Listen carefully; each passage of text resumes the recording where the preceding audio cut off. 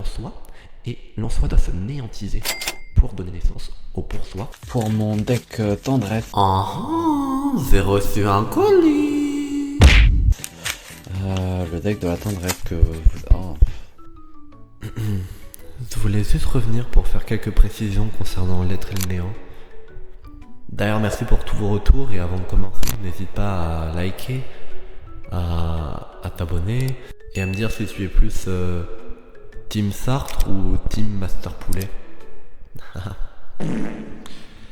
J'ai pas tout compris à la partie concernant le passé, le présent et le futur dans l'être et le néant, mais avec 2-3 citations, je vais essayer de vous sortir un peu ce que vous avez compris et qui me semble pertinent dans cette vidéo. Donc j'entame la lecture.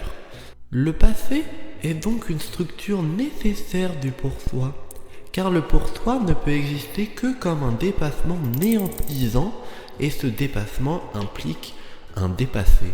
S'il y a un avant, c'est que le pour-soi a surgi dans le monde, et c'est à partir du pour-soi qu'on peut l'établir. Donc si vous avez bien suivi ces vidéos, vous savez qu'il y a l'en-soi et le pour-soi, donc l'attitude naturelle et l'attitude qui se regarde par sa propre conscience. Ces deux citations sont donc très intéressantes car elles nous en apprennent plus sur la nature du pour-soi. En fait, on comprend que le passé est une des conditions nécessaires du pour-soi, dans le sens où, pour prendre conscience de quelque chose, il faut que ce quelque chose l'ait précédé. Donc le pour-soi se situe comme témoin de cet objet d'étude. L'observé, ici l'en-soi, doit exister avant l'observant, ici le pour-soi.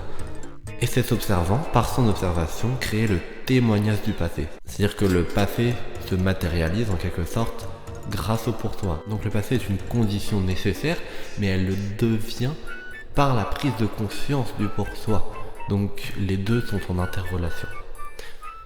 Voilà, merci pour votre attention.